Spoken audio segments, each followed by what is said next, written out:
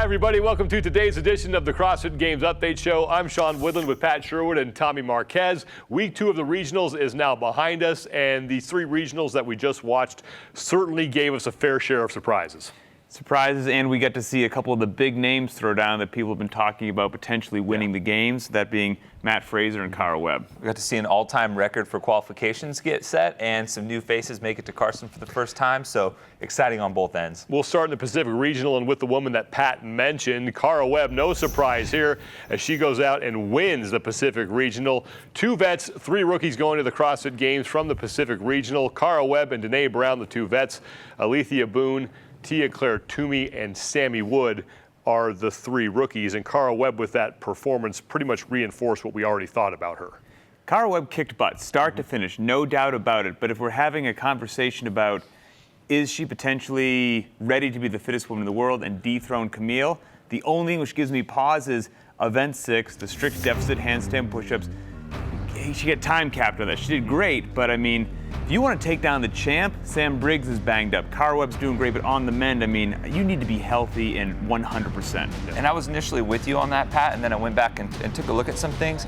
She got capped, but she still beat the likes of Lindsay Valenzuela, China Cho, Margot Alvarez, and still tied Alessandra Pacelli on that workout. So for maybe in this formatting, it's not so bad to get time capped, especially given that she said she didn't test a single workout coming into this. Over on the men's side, we had some fireworks on the 3rd and final day. Here are the men who qualified from the Pacific Regional, led by Con Porter, who took the lead from Rob Forte on that final event. Chad McKay gets in, more on him in a second.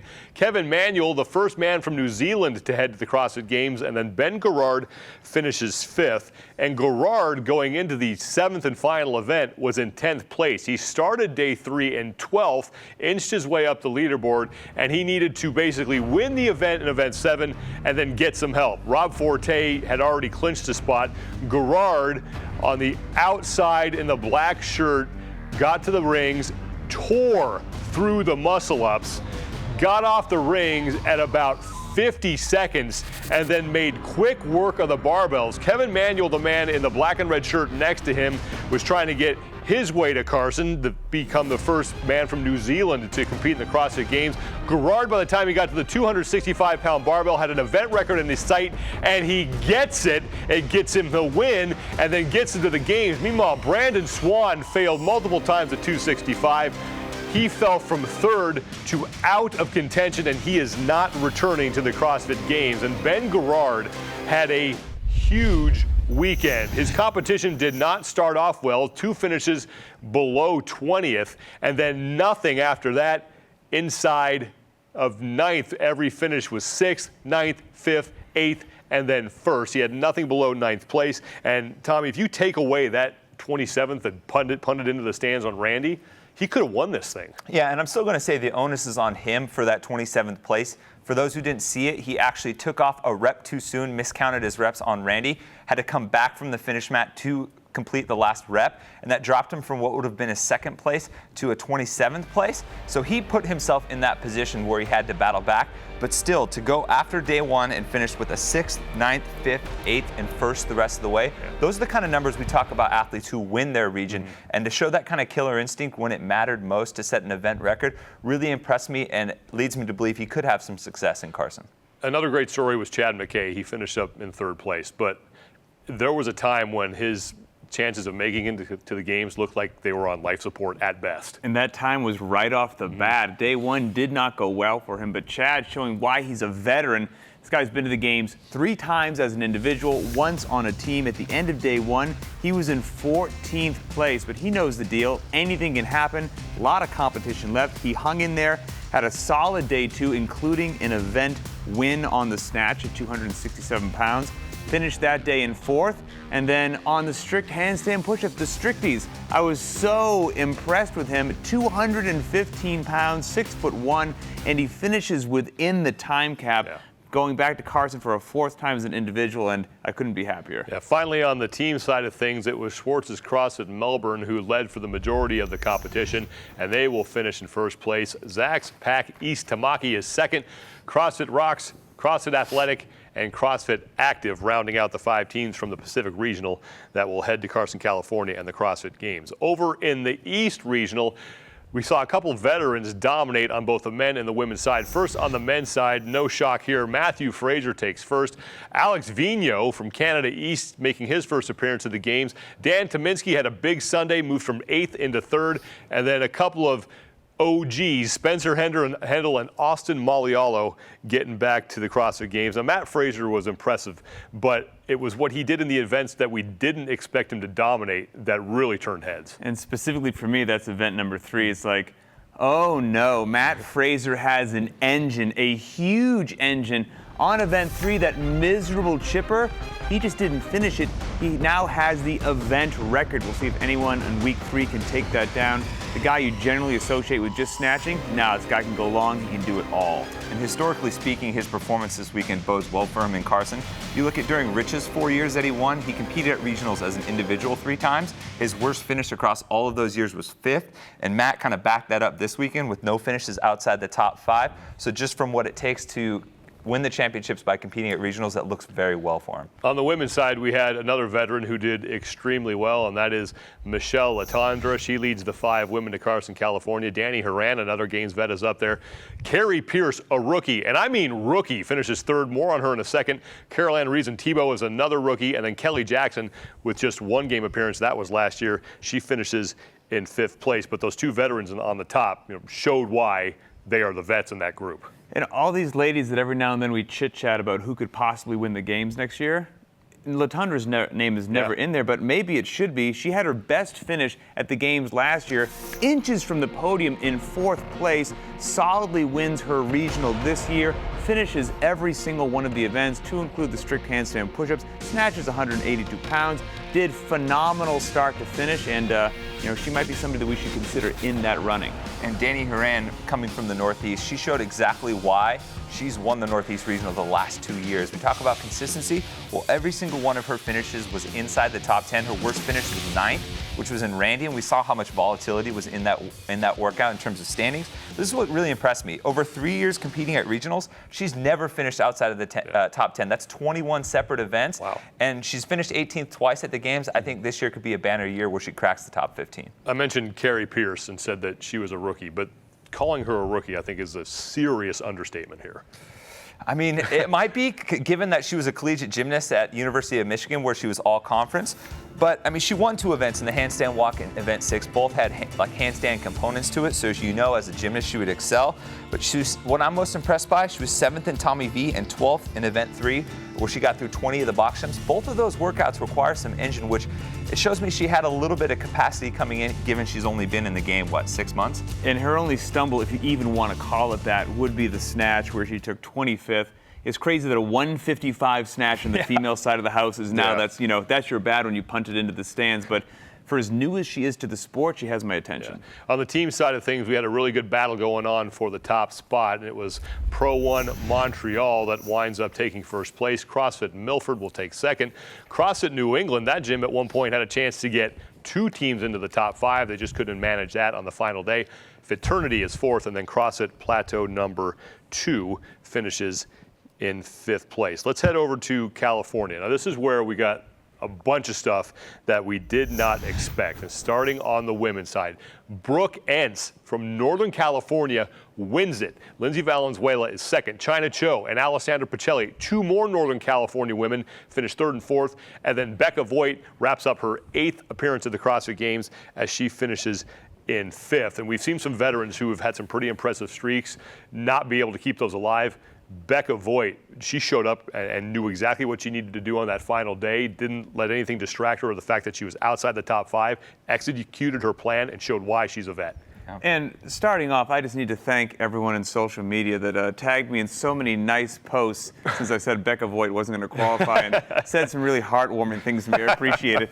Becca Voigt is going back to the games. She will be there for her 8th time. No one else can claim that. She stands alone. And I'll tell you what, this is why Becca Voigt's going, and why I kind of thought she might not, is she seems to outperform her numbers, and that's what that whole veteran piece is all about. She knows how to play the game, she knows herself, she knows when to redline, when not to, and she shows up and she competes at a level that I think does more justice than her numbers show. I mean, at the end of day 1, she was in 9th, End of day 2, hung in there to 6th place, and she knew exactly what she needed to do on event number 6, stuck to that plan perfectly, and had a bit of a stumble on 7, but not enough. Right. And here's a look at what Becca Voigt has done during competition in those 8 appearances now at the CrossFit Games. She's been in the regional 7 times.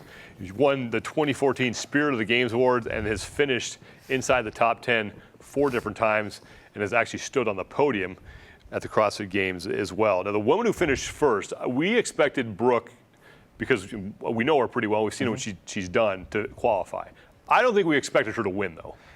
I train with her every day, Sean, and it still kind of choked me up a little bit when I saw her win, because I didn't quite expect her to win the region given how tough it is. But really, it's the culmination of a couple things. 2 years ago, she sought out a coach in Tommy Hackenbrook and Mike Casu from Ute CrossFit, said she wanted to train for the games, and ever since then, she never wavered from that commitment. She was 121st in the Open back in 2012, and bring that to last year where she finished 6th at regionals. This year, she comes in 6 finishes inside the top 10, the only athlete to do that in that California regional. Her worst finish was a 14th in the handstand walk, and when it mattered most, when she was tied for points with Lindsay Valenzuela going to that last event, she finishes 2nd, smokes everybody else that was around her, and really put a stamp to what was an outstanding weekend for her. And she's one of those people that's just out of the box fitter than most of us, right? Like, remember years ago training with her when she was totally new to CrossFit, and she'd crush a workout, and I was like, how long have you been doing this? And she'd say some short period of time. I was like, that's not normal. Right. You're going somewhere. Yeah, so she's a freak. On the men's side, we had some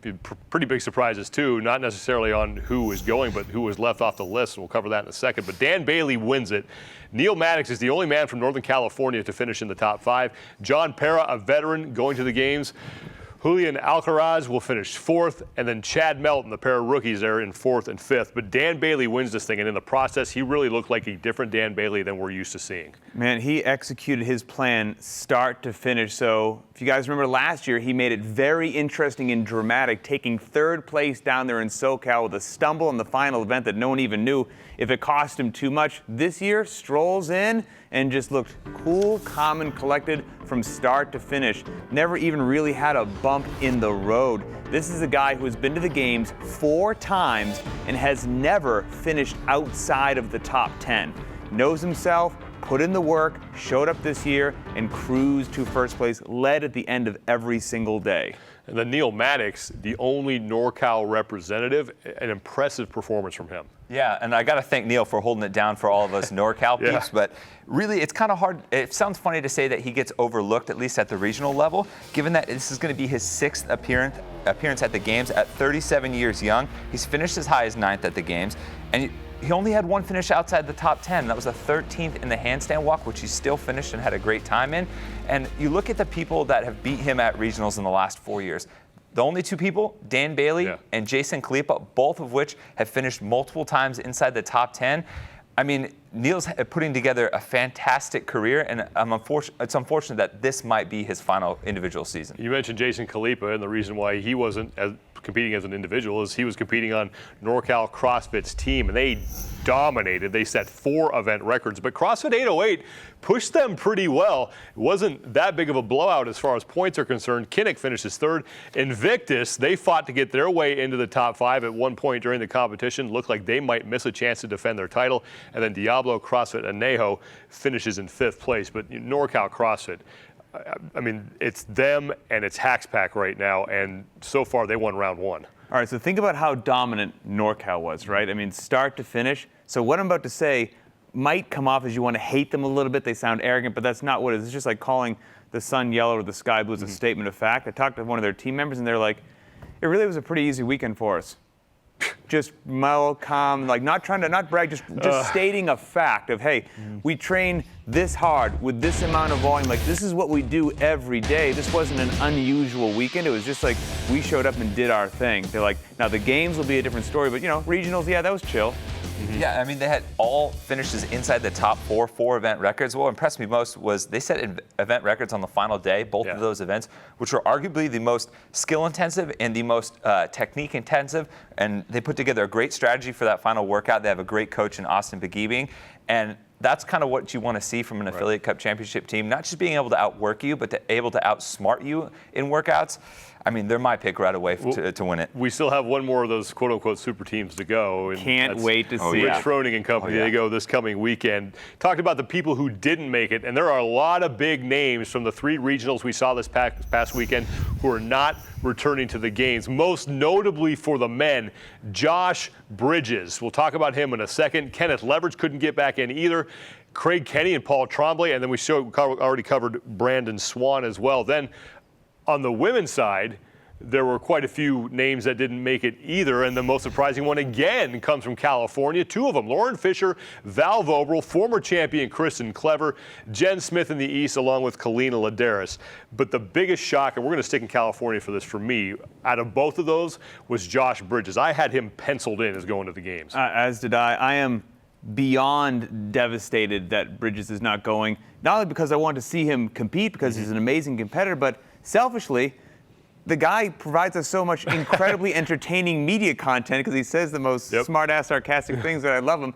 But he is just, he's a home run hitter. We've said that before. And if you're going to hit home runs, you know, that can make up for a couple stumbles, but it didn't quite go this way for him. He had a stumble in Randy, took 25th right out of the gate. But then the home runs he needed to have hit, should have won Tommy V, and he should have won event number 6, the strict handstand push-ups, if he wanted to make up for that initial deficit, but it just didn't go his way, and he was so close, took 6, just missed it. Yeah, Valerie Vobrel not going back, but again, I don't think she probably had the year of training that she has in the past. Yeah, and even with that, I was surprised at how she performed as a whole. Looking at the end of the weekend, she was in 15th. She was 96 points back, not even in contention for one of those top 5 spots by the end of it. And you look at some of her finishes. She had 3 top 10s, kind of like how Bridges, she can hit the home run, but then she had a 22nd, a 24th, a 35th, a 28th. She's finished in the top 5 at the games 3 times in the last 3 years. It's just not the same Val Vobrel we're used to seeing, and clearly the year of training just wasn't where we're used to seeing her. And you know, she said that she focused more on her family and life and less on training this year. And we showed, you know, that Instagram post where she said she spent like 90 minutes crying, concerned about what the community out there would think. And I think a lot of athletes feel that pressure and they shouldn't. I've heard multiple people, you know, they go out there and like, I don't think any less of Valerie Vobrel because she didn't have a good outing. You know, she poured her heart into it, and that's really all that matters. It just goes to show you that, you know, you want to make it to the games, you got to train like it's your full-time job. Absolutely. And one more weekend of regionals to go. We have the Meridian, the West, and the Central. It gets kicked off on Friday. We'll have wall-to-wall live coverage for you on games.crossfit.com. For Pat Sherwood and Tommy Marquez, I'm Sean Woodland. We'll see you guys next time.